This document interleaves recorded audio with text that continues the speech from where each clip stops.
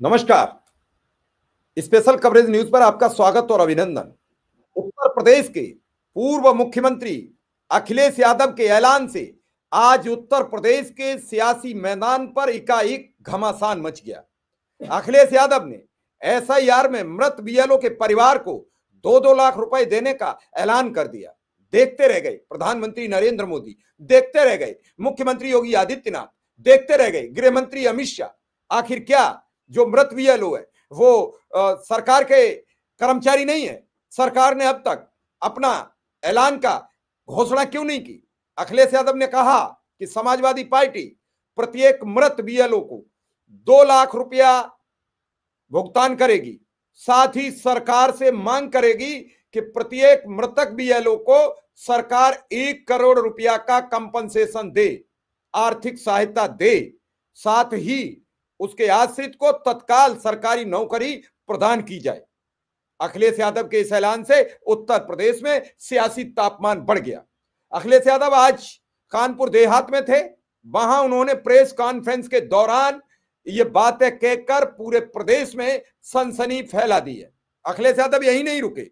अखिलेश यादव ने कहा कि एसआईआर के जरिए आपका रोजगार छीना जाएगा, एसआईआर के जरिए आपका आरक्षण छीना जाएगा, एसआईआर के जरिए आपकी नौकरी छीनी जाएगी, एसआईआर के जरिए आपके कारोबार छीन लिए जाएंगे। इस बयान से पूरे प्रदेश का सियासी तापमान बढ़ा हुआ है। फिलहाल अखिलेश यादव ने ये सब बातें कहकर उत्तर प्रदेश की सियासत में एक नई सरगर्मी पैदा कर दी। आपको याद होगा 2024 के लोकसभा चुनाव से पहले संविधान, आरक्षण और नौकरी का ही जिक्र था, जिसमें भारतीय जनता पार्टी उत्तर प्रदेश में ढेर हो गई थी। क्या अखिलेश यादव फिर एक बार उन्हीं सब बातों को लेकर, जिन पर सरकार बैकफुट पर आती है, उन्हीं बातों को लेकर 2022-24-27 के विधानसभा चुनाव में 2024 की तरह फिर बैक मारेंगे? क्या फिर वही आरक्षण, फिर वही संविधान, क्या फिर वही नौकरी, फिर वही रोजगार? अगर इन सब जमीन के जुड़े मुद्दों को लेकर अखिलेश यादव मैदान में उतरते हैं तो पीडीए के सामने भाजपा अपना क्या नया स्लोगन लाएगी, यह सवाल खड़ा होगा। हालांकि बीजेपी लगातार पिछड़ों के नेता केशव प्रसाद मौर्य को आगे करती दिख रही है। लगातार उनका स्वागत सम्मान दिल्ली से लेकर लखनऊ तक, और तो और कल उनके नाम का एक बैनर भी लगवा दिया गया जिसमें केशव प्रसाद मौर्य के नाम के आगे मुख्यमंत्री लिखवा दिया गया। यह सवाल भी किया। तो क्या इन सवालों के जवाब दिए अखिलेश यादव ने? वो पूरा वीडियो मैं आपको सुनवाऊंगा, लेकिन उस वीडियो को सुनने से पहले आपसे एक मेरी अपील, दरख्वास्त, अनुरोध कि इस चैनल को आगे बढ़ाने के लिए एक बार फिर आपके समर्थन की जरूरत है। अगर आपको ये खबरें अच्छी लगती हैं तो निश्चित रूप से चैनल को सब्सक्राइब कीजिए, बेल आइकॉन बटन दबाइए और हो सके तो सदस्यता भी ग्रहण कर लीजिए, ताकि हमारा हौसला बना रहे, हम आपको सच्ची और ईमानदारी परक खबरें आप तक पहुंचाते रहे। सुनिए क्या कहा अखिलेश यादव ने, फिर हम आगे जिक्र करेंगे। इसलिए जरूरी है तो सरकार को उसकी पूरी तैयारी करनी चाहिए। एसआईआर इसलिए हो कि सबका बोर्ड बन जाए, एसआईआर इसलिए नहीं हो कि हमारे चिन्हित करके समाजवादियों के वोट काटे जाएं। और आपने बीएलओ को ट्रेनिंग नहीं कराई। कई बीएलओ जो मेहनत कर रहे हैं उनको समय नहीं दिया गया। एसआईआर अगर सरकार करना चाहती है तो सबसे पहले समय बढ़ाना चाहिए। आखिरकार जल्दीबाजी क्या है? क्या प्रधानी का भी चुनाव एसआईआर से होना है जिसकी जल्दीबाजी है? अभी उत्तर प्रदेश में चुनाव होना है, अभी समय, इसलिए 3 महीने से ज्यादा समय बढ़ाया जाए जिससे एसआईआर सही तरीके से हो जाए, सभी मतदाता अपना मतदान के लिए वोट बनवा लें।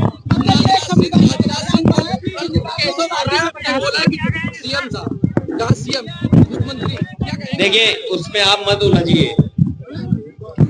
उत्तर प्रदेश में भ्रष्टाचार चरम सीमा पर है, इस सरकार में महंगाई चरम सीमा पर है, बेरोजगारी चरम सीमा पर है, और समय चला गया है।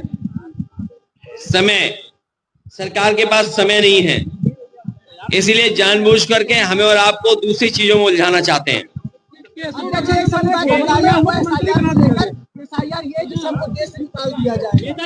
न केवल एसआईआर के बहाने ये लोग आरक्षण भी छीनेंगे, एसआईआर के बहाने ये लोग नौकरी छीन लेंगे, एसआईआर के बहाने आपके अधिकार छीन लेंगे। बाबा साहब भीमराव अम्बेडकर जी ने जो हमें अधिकार दिए, उनको अधिकारों को छीनने की साजिश है। कि दलित भाई हैं, पिछड़े हैं, अल्पसंख्यक हैं, आदिवासी भाई हैं, उनको बाबा साहब भीमराव अम्बेडकर जी के माध्यम से जो अधिकार मिले उनको छीनने की तैयारी है एसआईआर के बहाने। मेरी अपील है कि सभी लोग अपना वोट बनवा लें और सरकार और इलेक्शन कमीशन, हम तो बीएलओ जो जान गई जिन बीएलओ की, उनको 2 लाख रुपए दे रहे हैं। चुनाव आयोग जिनसे काम ले रहा है उनके अगर जान गई है परिवार में, तो सरकारी नौकरी दें और 1 करोड़ से उस परिवार की आर्थिक मदद करें।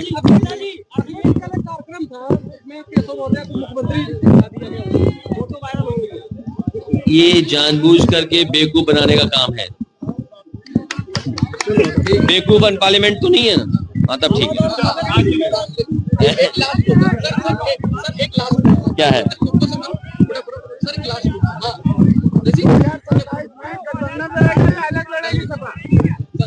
इंडिया गठबंधन लड़ेगा 2027 में। हमारे अहिरवार जी यहाँ खड़े हैं और जितेंद्र दौरे जी यहाँ खड़े हैं। नहीं, जानबूझ के नाम भूल गए तुम्हारा यार। अरे हाँ, वो तो बताना भूल ही गए हम। सुना है बीजेपी में आपस में जूता चल रहा है। सुना है बीजेपी में आपस में कुछ चल रहा है, मार पिटाई भी चल रही है, एक दूसरे को नीचा दिखाने की चल रही है। हम तो कहेंगे एक को कहो एक यहाँ आ जाओ, कोई वैकेंसी होगी निकाल लेंगे, हम तो वैकेंसी रखेंगे खाली।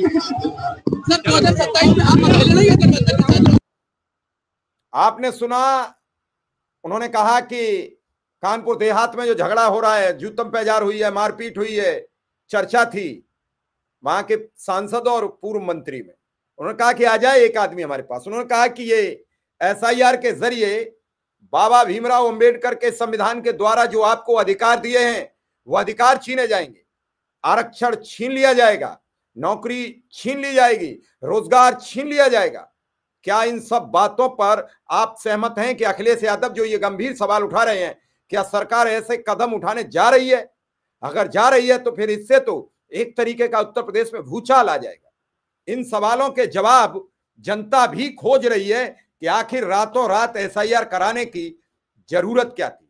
क्या कनपट्टी पर कट्टा लगाकर क्यों एसआईआर कराई जा रही है? बार बार कांग्रेस के लोग कह रहे हैं, अखिलेश यादव कह रहे हैं, अखिलेश यादव ने कई बार इस पर सवाल उठाया। आज भी उन्होंने कहा कि 3 महीने इसका पीरियड बढ़ाना चाहिए, समय बढ़ा देना चाहिए।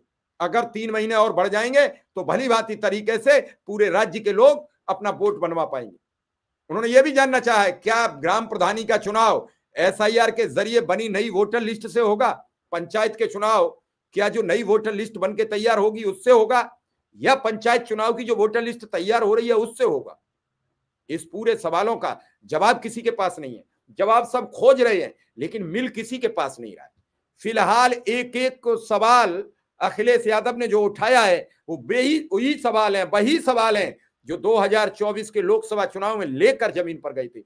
आरक्षण, संविधान, अधिकार, ये 3-4 सवाल ऐसे हैं। उन्होंने कहा दलित, पिछड़े, शोषित, वंचित के विरोध में यह सरकार काम कर रही है। क्या इन सवालों से उत्तर प्रदेश का आम नागरिक सहमत है? क्या इन सवालों का जवाब भारतीय जनता पार्टी के पास है? मैं लगातार यह कह रहा हूं कि जब उपचुनाव हुए थे तब भी अखिलेश यादव ने, एक तरीके से हार तो जरूर हुई थी समाजवादी पार्टी की, लेकिन अखिलेश यादव ने सोशल मीडिया पर बढ़त कायम की थी। अखिलेश यादव ने वो काम करके दिखाया था, मजबूरन एकदम भी एक अहंकारी चुनाव आयोग को 12 अधिकारियों को सस्पेंड करना पड़ गया था। वो रिवॉल्वर वाला फोटो, वो भागते लोग, वो घर के बाहर लगाए बैरियर, उन सभी फोटो ने एक बार साबित कर दिया था कि प्रदेश में सब कुछ ठीक नहीं हो रहा है, चुनाव सही प्रक्रिया से नहीं हो रहा है। और अब इसी तरीके से एसआईआर को लेकर पूरी ताकत से अखिलेश यादव ने अपनी सभी पीडीए की टीम, पीडीए प्रहरी जगह जगह उतारे हैं। कई सभी जिलों के जिला प्रभारी नियुक्त किए हैं उन जिला प्रभारियों की जिम्मेदारी है कि एसआईआर को बदस्तूर कराया जाए। उन्होंने ये भी कहा हम सभी नागरिकों से अपील करते हैं अपना एसआईआर कराएं।